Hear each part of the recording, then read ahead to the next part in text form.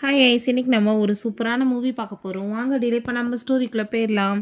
ஸ்டார்டிங்கில் நம்மளோட ஹீரோயின் ஜியாவை காமிக்கிறாங்க. அப்போ அங்கே கோ அவளுக்காக காஃபி எல்லாமே கொண்டு வந்துட்டுருக்கான்.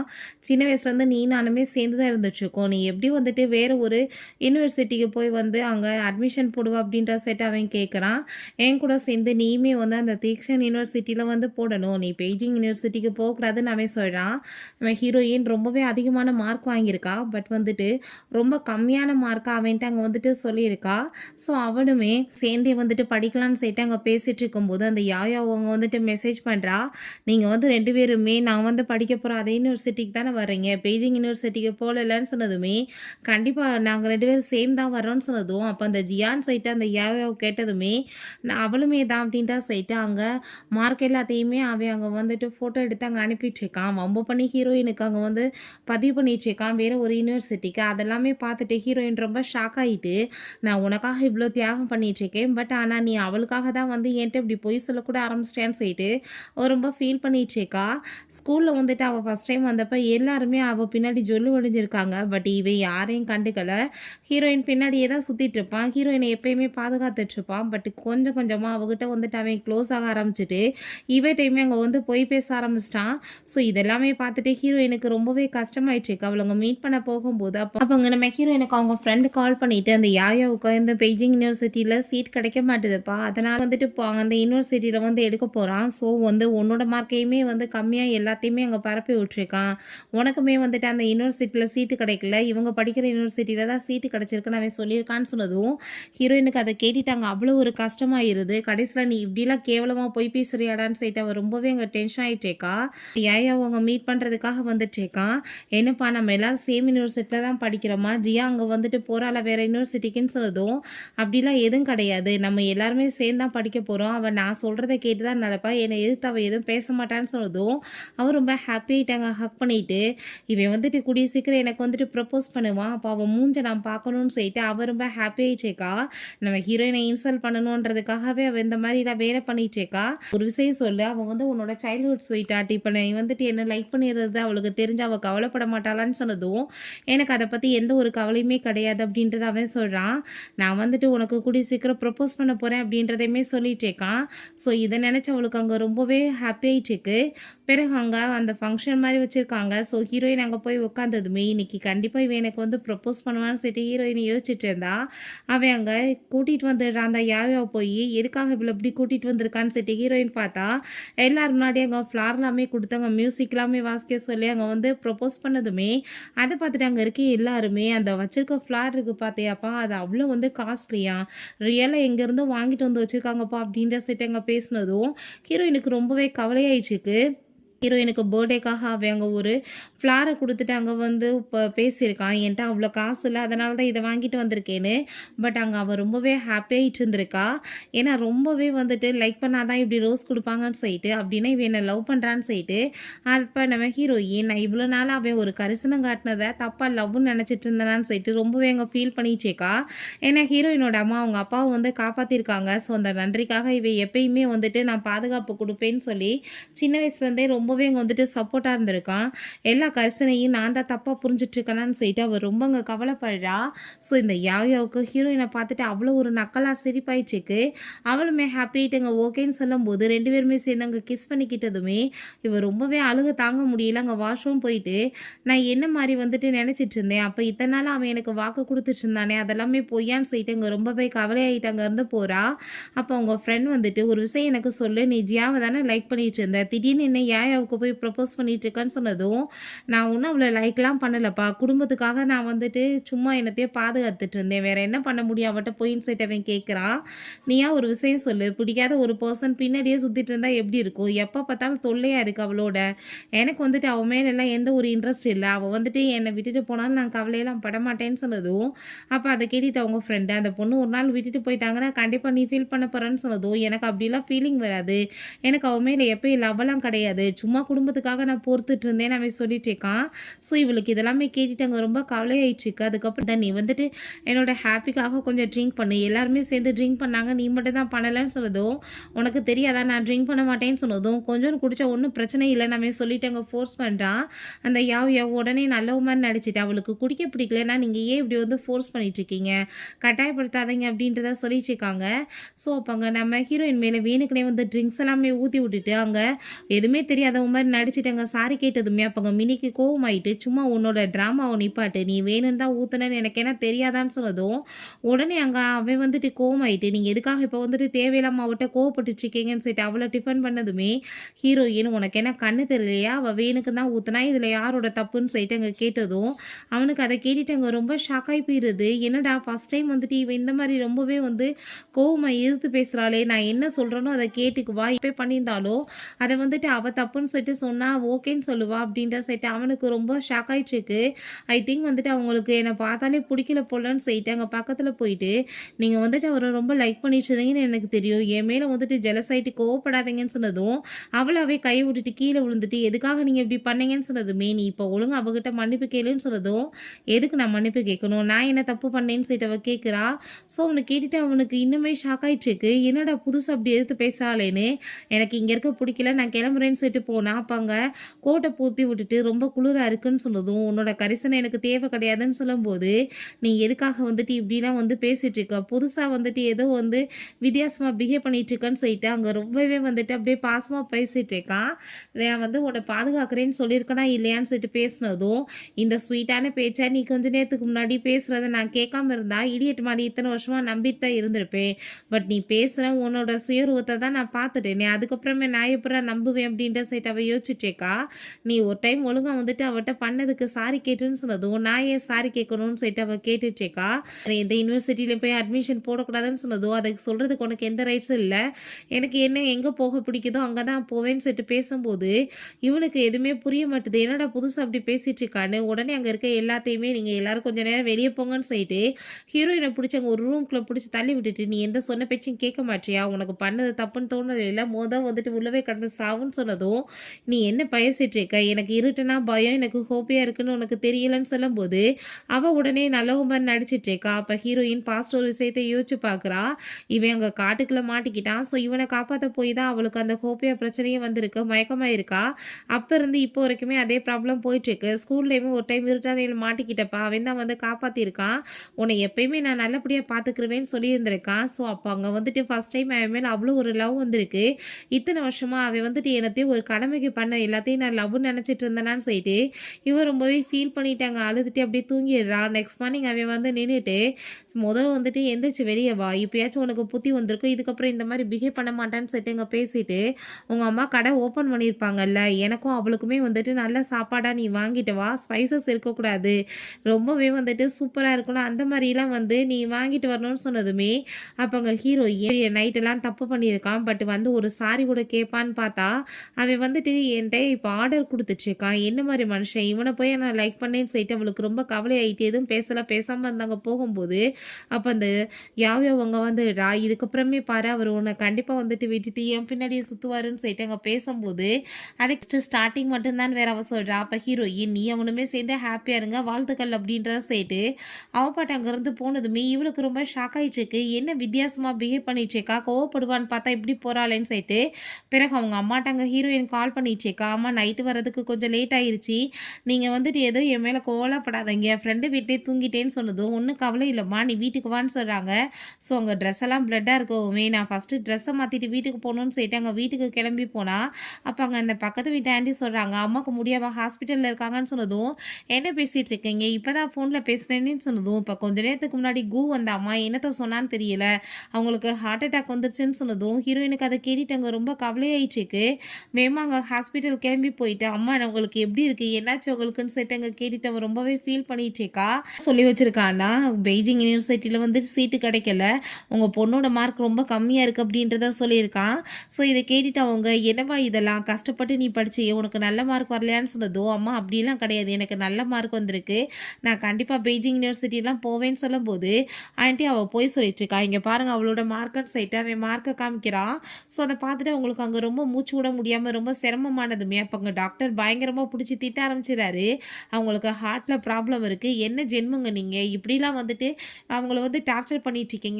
வெளிய போங்கன்னு சொல்லிட்டு குவ பிடிச்சு திட்டுறாரு. பிறகு அங்க ஆப்ரேஷன் தியேட்டருக்கு கூட்டிட்டு போனா, அங்க அவ்வளோதான் ஹீரோயினுக்கு கோவமாயிட்டு கன்னத்த சேர்ந்து அரைஞ்சிடுறா. "உனக்கு என்ன தைரியம் தான் இந்த மாரி நீ கேவலமா பிஹேவ் பண்ணுவேன்னு" சொல்றா. அப்ப அவன் நான் வந்துட்டு என்ன தப்பா சொன்னேன்? உண்மைய தானே சொன்னேன். நான் ஒண்ணும் பொய் சொல்லலன்னு சொன்னதும், எனக்கு இப்ப புரிஞ்சுக்கிருச்சு நல்லது கெட்டது எதுன்னு சொல்லிட்டு. என்ன நடந்தாலும் சரி பெய்ஜிங் யூனிவர்சிட்டில சீட் வாங்காம நான் விட போறது கிடையாது. இதுக்கப்புறமே உன்னோட பேச்ச கேட்டு நான் நாசமாக போறதும் கிடையாது. இத்தன வருஷமா உனக்கு கஷ்டமா இருக்குமே நான் வந்து பண்ணிட்டு இருந்தா, அந்த யாயா வந்து கஷ்டப்படுவா. அவளுக்கு கீழ நான் இருக்கணும்னு நினைக்கிறியான்னு சொல்லிட்டு அவ ரொம்பவே கோவமாயிட்டேக்கா. பிறகு டாக்டர்ட்ட எங்க அம்மா எப்படி இருக்காங்கன்னு சொன்னதும், அம்மா இப்ப நல்லா இருக்காங்கம்மான்னு சொன்னாரு. அத கேட்ட பிறகு தான் அவளுக்கு அங்க நிம்மதியா இருக்கு. பிறகு அங்க அவங்க அம்மாங்க கண்ண முழிச்சதுமே, "அம்மா இப்ப உங்களுக்கு நல்லாயிருச்சுல்லன்னு" சொல்லிட்டு பேசும்போது, "நான் நல்லா இருக்கேன்.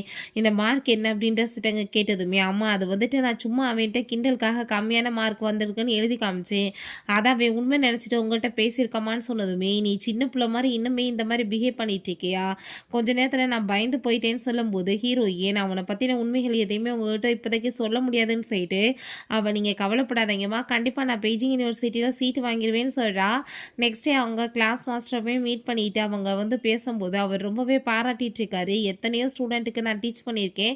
உன்ன மாரி ஒரு பெஸ்ட்டான ஸ்டூடெண்ட் இல்ல. உனக்கு வந்துட்டு அங்க அட்மிஷன் கிடைச்சிருச்சுமா" அப்படின்றத சொல்றாரு. கூடி சீக்கிரம் அங்க லெட்டர் எல்லாமே வந்துரும்னு சொன்னதும் அவ இருக்கா. பிறகு இந்த யாயாவ பார்த்தா அங்க அவங்க ஃப்ரெண்ட்ஸ்க்கு சாக்லேட் எல்லாமே வாங்கி குடுத்துட்டு இருக்காங்க. "என்னப்பா நீ சொல்ற மாரி வந்து உங்க 3 பேத்துக்குமே வந்து திக்ஸிட் யூனிவர்சிட்டில தான் கிடைச்சிருக்கா. பெய்ஜிங்ல கிடைக்கலையான்னு" சொன்னதும், அப்ப அவ எப்படி வந்துட்டு என்ன மீறி போயிருவா. என்ன நான் சொல்றது தானே கேட்பான் அப்படின்றத அவ சொல்லிட்டேக்கா. ஸோ அப்ப அங்க இன்னொரு பொண்ணு வர்றாங்க. "நீங்க தப்பா சொல்லிட்டு இருக்கீங்க. பெய்ஜிங் யூனிவர்சிட்டில அவளுக்கு சீட் கிடைச்சிருச்சு. நான் இப்பதான் மாஸ்டர் சொல்றத கேட்டேன்னு" சொன்னதும், "அது கண்டிப்பா அப்படி நடக்க சான்ஸே கிடையாதுன்னு" அவ சொல்றா. "நான் இப்ப பேசுனது கேட்டுட்டு தானே வர்றேன். அவளுக்கு அட்மிஷன் கிடைச்சிருச்சு" அப்படின்றத சொன்னதும், இவளுக்கு ரொம்ப வயித்தெரிச்சல் ஆயிட்டு இருக்கு. ஏன்னா எப்பயுமே இவ காலுக்கு கீழ இருக்கணும். எவ்வளோ மார்க் எடுத்தாலுமே இவளுக்கு பின்னாடி தான் இருக்கணும்னு சொல்லிட்டு நினைச்சிட்டு ஜெலஸ் ஆயிட்டு பண்ணிட்டேக்கா. உடனே அவ என்ட்ட போய் அப்படியே அழுது ட்ராமா பண்றா. "நீங்க என்ட்ட இப்படிலாம் பொய் சொல்லுவீங்கன்னு நான் நினைச்சு கூட பார்க்கல. நீங்க ஜியாக்கு வந்துட்டு பெய்ஜிங் யூனிவர்சிட்டியில சீட் வாங்கி குடுத்துட்டு, திக்ஸிட்ல தான் வாங்கி குடுத்துருக்கேன்னு எதுக்காக என்ட்ட பொய் சொன்னீங்கன்னு" சொன்னதும், "என்ன பேசிட்டு இருக்க? அவளுக்கே மார்க் ரொம்ப கம்மி. அவளுக்கு எப்படி அங்க போய் சீட்டு கிடைக்கும்னு" சொன்னதும், "நான் வந்துட்டு உன்ட்ட பொய் சொல்லல. நான் உண்மைய தான் சொல்றேன். இல்லன்னா நான் இப்ப கூட செத்து போறேன்னு" சொல்லிட்டு அவ பேச வரும்போது, வாயில கைய வச்சுட்டு, "நீங்க இப்படிலாம் சொல்லாதீங்க. உங்க மேல நம்பிக்கை இருக்கு" அப்படின்றத அவ சொல்லிட்டு இருக்கா. "நீங்க சொல்லிட்டீங்களோ என்னமோ நினைச்சு தான் இந்த மாரி பேசிட்டேன். பிரேக்கப் லெவலுக்கு போயிருச்சு. சாரின்னு" சொல்லிட்டு இருக்கா. நான் இப்பவே வந்துட்டு அவள ஒரு வழி பண்றேன். அவ எப்படி என் பேச்ச மீறி போவான்னு சொல்லிட்டு அவங்க பயங்கரமா கோவமாயிட்டு, "நீ வாங்குன மார்க் லட்சணம் எனக்கு தெரியாதா? எதுக்காக அதிகமான மார்க் வாங்கியிருக்கேன். பெய்ஜிங் யூனிவர்சிட்டில சீட்டு கிடைச்சிருக்குன்னு சொல்லிட்டு பேசிட்டு இருக்கேன்னு" சொன்னதும், "நீ வாய மூடிட்டு பேசாம இருந்தா அது உனக்கு பெட்டரா இருக்கும். அவங்கவங்க பொழப்புகள போய் பாருங்க. எனக்கு எவ்வளோ மார்க் வந்திருக்குன்றது எனக்கு தெரியும். கண்டிப்பா வந்துட்டு நான் வந்து பெய்ஜிங் யூனிவர்சிட்டில கூடிய சீக்கிரம் சீட் வாங்கி அதுக்கு வந்து ரிலீஸுமே ஆகும்" அப்படின்றத அவ சொல்லிட்டேக்கா. "நீ வந்து இந்த யாயா வந்துட்டு கம்மியான மார்க் வாங்கியிருக்கா. அவளோட பின்னாடி இருக்கணும்னு சொல்லிட்டு பண்ணிட்டு இருக்கியா? அது கண்டிப்பா நடக்க போறது கிடையாதுன்னு" அவ சொல்றா. அப்ப அங்க மாஸ்டர் வரவுமே, "மாஸ்டர் நான் உங்ககிட்ட சாரி கேட்டுக்கிறேன். என்னால இன்னைக்கு வந்துட்டு கிளாஸ்ல இவ்வளோ பெரிய இஷ்யூ ஆயிடுச்சு" அப்படின்றத அவ சொல்லிட்டேக்கா. பிறகு அங்க போகும்போது அந்த யாயாவு காதுல, "நீ என்ன நினைச்சிட்டு இருக்க? நான் வந்து அவனோட சைல்ட்ஹுட் ஸ்வீட் ஆர்ட். என்ன போய் அவ்வளோ ஈஸியா அவன் விடுவேன்னு நினைக்கிறேன்னு" சொல்லிட்டு போனதும், இவ ரொம்ப வயித்தெரிச்சல் ஆயிட்டு, "நீ என்ட்ட பொய் சொன்னியான்னு" சொல்லிட்டு அவன் கூட சண்டை போடுறா. வீட்டுக்கு போனா அவங்க அப்பாவும் அவங்க அம்மாவும் பயங்கரமா கோவப்பட்டு கத்திட்டு இருக்காங்க. "நீ என்னடா வந்து கேவலமான வேலைய பண்ணி வச்ச? அவங்க அம்மாட்ட போய் என்னத்த சொல்லி வச்ச? அவங்களுக்கு அவ்வளோ தூரத்துக்கு உட முடியாம போயிருக்கு. இத்தன பிரச்சனைக்கு காரணமே நீ தான்டான்னு" சொல்லிட்டு ரொம்ப கோவமாயிட்டு இருக்காங்க. "நான் என்ன தப்பு பண்ணேன்?" அப்படின்ற சொல்லிட்டு அவ இன்னுமே வந்துட்டு திமிரா பேசினதுமே, "நீ இவ்வளோ கேவலமா நடப்பேன்னு நான் நினைச்சு கூட பார்க்கலடா. அவங்க வந்துட்டு உங்க அப்பாவ காப்பாத்தாம இருந்திருந்தா, இன்னைக்கு வந்துட்டு உங்க அப்பா உயிரோட இருந்திருப்பாரா? மரியாதையோட நாளைக்கு நீ வந்துட்டு அவங்ககிட்ட சாரி கேட்குற. இல்லன்னு வச்சுக்கோமே சும்மா விட மாட்டேன்னு" சொல்லிட்டு வீட்ல பயங்கரமா அங்க கோவப்பட்டு திட்டிட்டு இருக்காங்க.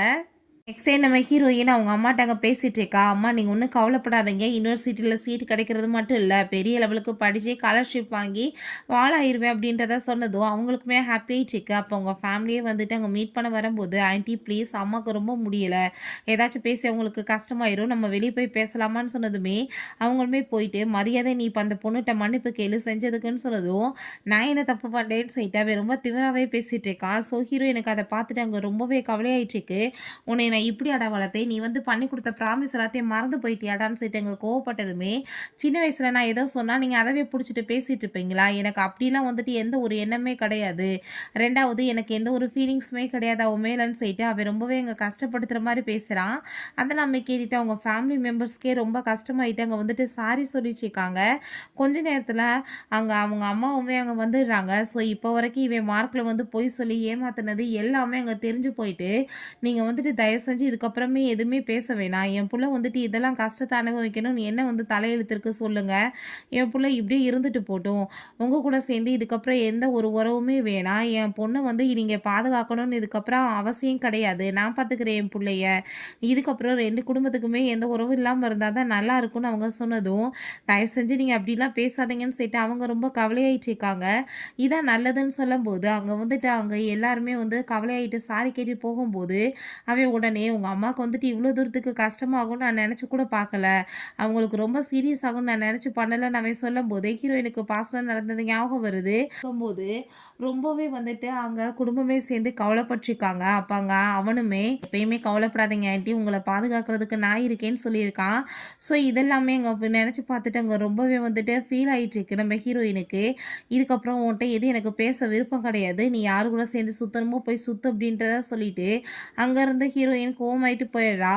பிறகு அந்த யாயோவை பார்த்தா அவன்கிட்ட என்னை வந்துட்டு ரொம்ப பூவர், எனக்கு வந்து கிராஜுவேஷன் பார்ட்டிலாம் வைக்கிறதுக்கு காசு இல்லை அப்படின்ற சொல்லிட்டு என்னோட ஃப்ரெண்ட்ஸ் எல்லாருமே ரொம்பவே இன்சல்ட் பண்ணிட்டு இருக்காங்க. எனக்காக நீ பார்ட்டி வைப்பியான்னு சொன்னதும், ஏன் இல்லை கண்டிப்பாக அப்படின்றத அவன் சொல்கிறான். அதில் ஜியாவுமே வரணும்னு சொல்லும்போது போய் கூப்பிடணும்னு சொன்னதும், அவளுமே கிளாஸ்மேட் தானப்பான்னு சொல்லும்போது அவளை அசிங்கப்படுத்துறதுக்கு கூப்பிடுறா. உடனே இவன் கால் பண்ணி அங்கே கூப்பிட்டா ஹீரோயின் அதெல்லாம் வர முடியாது, ஃபோனை வைன்னு சொல்லிட்டு இங்கே கட் பண்ணதுமே இவளுக்கு அதை கேட்டுட்டு அங்கே ரொம்ப ஹாப்பியாயிட்டு இருக்கு. பட் அவள் வரமாட்டான்னு எனக்கு தெரியும்னு சொல்லிட்டு இவள் ஃபீல் பண்ணும்போது, ஒன்றும் கவலைப்படாத, அவள் எப்படி வராமல் போவா, கண்டிப்பாக அவள் வருவா அப்படின்றத அவன் சொல்கிறான். பிறகு அங்கே நம்ம ஹீரோயினுக்கு வீட்டுக்கு அவன் வெளியே போய் பார்த்தா வீட்லேயுமே ஆள, ஃபோன் பண்ணாலுமே எடுக்க மாட்டா.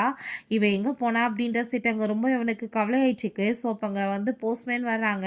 அவளோட யூனிவர்சிட்டி லெட்டர் வந்துருச்சு. அப்போ அங்கே அவன் வேறு ஒரு நம்பர்லேருந்து கால் பண்ணிவிட்டு, நீ இப்போ இந்த ஃபோனை கட் பண்ணேன்னா கண்டிப்பாக நீ பெரிய வந்து விளைவை சந்திக்க நேரிடும்னு சொன்னதும், நீ என்ன அப்படின்ற செட் அவள் கேட்கும்போது, சிட்டியோட சீட் வந்து என் கையில் இருக்குது, நீ வரலன்னு வச்சுக்கோமே கண்டிப்பாக நான் வந்து இதை கிழிச்சு போட்டுருவேன். ஸோ இதனால் நீ பார்ட்டிக்கு வரணும் அப்படின்றத சொன்னதும், அப்போ அங்கே அதை கேட்டுட்டு நம்ம ஹீரோயினுமே சரி ஓகே நான் வரேன்னு சொல்கிறா. சரி வந்துட்டு நடந்துட்டு இருக்கும்போது இவங்க 2 பேருமே சேமாக நாங்கள் வந்துட்டு யூனிவர்சிட்டியில் படிக்க போகிறோம்னு சொல்லிட்டு அந்த யூனிவர்சிட்டி சீட் எல்லாமே காமிச்சிட்டு இருக்காங்க. கொஞ்ச நேரத்தில் அங்கே நம்ம ஹீரோயின் கிளம்பி வந்ததுமே அதை பார்த்துட்டு அங்கே இருக்க எல்லாருக்கும் ஷாக் ஆகிட்டு இருக்கு. உனக்குலாம் கொஞ்சம் கூட வெக்கமா இல்லையா? அடுத்தவங்க பார்ட்டிக்கு வரமாட்டேன்னு சொன்னால் அவங்கள பிளாக்மெயில் பண்ணி அவங்களோட சீட்டை கிழிச்சு போடுவேன்னு சொல்லிட்டு நீ மிரட்டுவியா? என்ன மாதிரி ஜென்ம நீன்னு சொல்லிட்டு அங்கே கோவப்படுறா. நான் இப்போ நினச்சிருந்தா போலீஸுமே கூட்டிகிட்டு வந்திருப்பேன், உன்னை உள்ள தூக்கி போட வச்சிருப்பேன் நீ பிளாக்மெயில் பண்ணதுக்குன்னு சொன்னதும், அந்த யாயாவும் நீ வந்துட்டு இப்படிலாம் பேசாத, அவர் வந்து நீ பார்ட்டிக்கு வரணுன்றதுக்காக இந்த மாதிரி பண்ணிட்டாரு, எங்கள் ஹாப்பியில் நீயுமே இருக்க வேணாமா, உன்னோட அட்மிஷனையுமே நாங்கள் எங்கள் ஓப்பன் பண்ணி செலிப்ரேட் பண்ணலான்னு சொன்னதும், எனக்கு அது தேவை கிடையாதுன்னு சொன்னதுமே, அப்போ நீ எதுக்காக இப்படிலாம் பயந்துட்டுருக்க, நீ தான் பேஜிங் யூனிவர்சிட்டியில் கிடச்சிருக்குன்னு சொன்னையே, அதை வந்துட்டு காமிச்சா என்ன ஆக போகுது, நீ வந்துட்டு போய் சொல்லிட்டு இருக்க ஃபேக்குன்னு எல்லாருக்கும் தெரிய வேணாமான்னு சொன்னதும், இல்லை இல்லை பரவாயில்ல நீ ஓப்பன் பண்ணி காமி, நம்ம ஹீரோயின் சொன்னால் ஓப்பன் பண்ணால் உண்மையிலே பேஜிங் யூனிவர்சிட்டியோட சீட் தான். அதை பார்த்துட்டு அங்கே இருக்க எல்லாருமே வா ஒரு சாதிச்சிட்டாப்பா இந்த பொண்ணுன்னு சொல்லிட்டு அங்கே கிளாப்லாம் பண்ணதும், அதை பார்த்துட்டு இவங்களுக்கு ரொம்ப வைத்தறிச்சலாகி போயிடுது. அப்போ அங்கே கூக்கே ரொம்பவே ஷாக்காகி போயிட்டு, எப்படி உனக்கு அங்கே சீட் கிடச்சிச்சின்னு சொன்னதும், படிச்சும் கிடச்சிச்சின்னு சொன்னதும், இது கண்டிப்பாக ஃபேக்காக தான் இருக்கும், ஒன்றை மாதிரி லேடிக்கு எப்படி கிடைக்கும்னு சொல்லும்போது நம்ம ஹீரோயின் நான் இப்போ ப்ரூவ் பண்ணிட்டா அப்படின்ட்டா சொன்னதும், அப்படின்னா நான் வந்துட்டு நீடன் பண்ணி எல்லார் முன்னாடியுமே வந்து மன்னிப்பு கேட்க ரெடியாக இருக்கேன்னு சொன்னதுமே, அவங்க அந்த கார்டு எடுத்து காமிச்சிட்டு நல்லா பாரு இது பெய்ஜிங்லேருந்து அனுப்புறது தான், அவங்க மட்டும்தான் இந்த சீலை வைப்பாங்க, உங்களுக்கு என்ன தெரியுமா தெரியாதான்னு சொல்லிட்டு இங்கே கேட்டதும் அவங்களுக்கு அவ்வளோ பெரிய ஷாக்காகி போயிடுது. ரொம்பவே வந்துட்டு அங்கே கவலை வேற ஆயிடுது அந்த கூக்கு, இப்போல்லாம் நம்ம பேச்சை எதுவுமே கேட்க மாட்டாளேன்னு சொல்லிட்டு. பிறகு அங்கே நம்ம ஹீரோயின் அவங்க அம்மா எல்லாருமே அங்கே மீட் பண்ணி பேசிகிட்டு இருக்காங்க. பையன் வந்துட்டு இவ்வளோ தூரத்துக்கு பண்ணுவான் நான் எதிர்பார்க்கலம்மா, தயவு செஞ்சு என்னை மன்னிச்சிருன்னு சொல்லிட்டு அவங்க ரொம்ப கவலைப்படுறாங்க. ஸோ கொஞ்ச நேரத்தில் அவங்க பேசிகிட்டு இருக்கும் போதே அவனை நினச்சி அவங்களுக்கு ஹார்ட் எல்லாமே பெயின் ஆக ஆரம்பிச்சிருது. ஹீரோயின் பயந்து போயிட்டு வந்து தொடர்ந்து கால் பண்ணி பண்ணிட்டு இருக்கா. பட் அவள் வந்து ஃபோனை கட் பண்ணி விட்டா. பிறகு ஹாஸ்பிட்டலில் கொண்டு போய் சேர்த்துருந்தா. அப்போங்க ஆன்ட்டி வந்துட்டு ரெஸ்ட் எடுக்கிறாங்க. நீ வெளியே வான்சிட்டங்க கோவப்பட்டுட்டு அவள் போகும்போது நீ வந்துட்டு எதுக்காக வந்து அங்கே பெய்ஜிங் யூனிவர்சிட்டியில் சீட்டு வாங்கின, நீ எதுக்காக என் பேச்சை கேட்காம ஓய்ஸ்டத்துக்கு ஆட்டம் போடுறேன்னு சொன்னதும், நான் வந்துட்டு படித்தேன், நான் மார்க் வாங்கியிருக்கேன், நீ தேவையெல்லாம் வந்துட்டு எதுக்காக இப்படிலாம் பேசிட்டு இருக்க அப்படின்ற செட்டங்க பேசும்போது நீ வந்துட்டு முந்தி மாதிரி கிடையாது, எதையுமே என் பேச்சை கேட்காம ஓய்ஸ்டத்துக்கு ஆட்டம் போடுறேன்னு சொல்லிட்டு கோவப்படுறான். ரெண்டாவது அம்மாவுக்கு முடியல, ஹாஸ்பிட்டலில் கொண்டு வந்து சேர்த்துருக்கேன், என்கிட்ட ஒரு தடவை கால் பண்ணி சொல்ல வேணாமான்னு சொன்னதும், ஏகப்பட்ட டைம் வந்து கால் பண்ணேன், நீ ஃபோனை அட்டன் பண்ணலன்னா அதுக்கு நான் என்ன பண்ண முடியும். ரெண்டாவது ஒன்று மாதிரி ஆள்கிட்ட பேசுறது கூட எனக்கு விருப்பம் கிடையாது. நான் எவ்வளோ தூரத்துக்கு உண்மையில வந்துட்டு மரியாதை வச்சுருந்தனோ அந்த லெவலுக்கு நீயாவே கெடுத்துக்கிட்டேன்னு சொல்லிட்டு அவள் ரொம்பவே கோவப்பட்டுட்டு இருக்கா. இப்போ நம்ம ஹீரோயின் என்னை ரூமில் பிடிச்சி அடைச்சி விட்டுட்டு நீ வந்து மனசாட்சி இல்லாமல் நீ விட்டுட்டு போனவே எனக்கு ஹோபியாக இருக்குன்னு தெரியும். அப்படி இருந்தும் கொஞ்சம் கூட வந்துட்டு மனசாட்சி இல்லாமல் நடந்துக்கிட்டேயே, என்ன மாதிரி ஜென்மனின்னு சொல்லிட்டு அவள் ரொம்ப கோவப்படுறா. ஒன்றை மாதிரி ஒரு டபுள் ஸ்டாண்டர்டான பர்சன் கூட பேசுறது கூட எனக்கு விருப்பம் கிடையாதுன்னு சொல்லிட்டு அவள் கோவமாயிட்டு அங்கேருந்து போகும்போது இவன் கோவப்பட்டு பின்னாடி கத்திட்டு இருக்கா. அப்போ அந்த யாயாவை வந்து ஹக் பண்ணிட்டு இதுக்கெல்லாம் காரணம் நான் தானே, என்னால் தானே இப்படி ஆயிடுச்சு அப்படின்ற செட் அவள் ஒரு ட்ராமாவை போடுறா. ஸோ திரும்பவுமே மேனிப்புலேட் ஆயிடுறான். அப்படிலாம் கிடையாதுன்னு சொல்லிட்டு அவன் பேசிகிட்டு இருக்கான். பிறகு அவங்க அம்மாவை கேர் பண்ணி பார்த்தா அவங்க அம்மா பயங்கரமாக கழுவி ஊற்றுறாங்க. என்ன மாதிரி ஜென்மண்டா நீ, எப்படிப்பட்ட வந்துட்டு பேச்செல்லாம் நீ பேசிகிட்டு இருக்க, உனக்கு கொஞ்சமாச்சும் வந்துட்டு மனசாட்சி இருக்கா, நான் வந்துட்டு உடம்பு முடியாமல் வந்துட்டு இவ்வளோ கஷ்டத்தில் இருக்கேன், அந்த பொண்ணு வந்து தனியாக எப்படி மேனேஜ் பண்ணுவா, அவள் எத்தனை டைம் உனக்கு கால் பண்ணா, ஒரு தடவையாச்சும் ஃபோன் எடுத்தியாடான்னு சொல்லிட்டுங்க வந்து கோவப்பட்டதும் அவன் ஃபோனை செக் பண்ணி பார்த்தா ஹீரோயினோட நம்பரே இல்லை, எல்லாமே அந்த யாயா வந்து டிலீட் பண்ணியிருக்கா.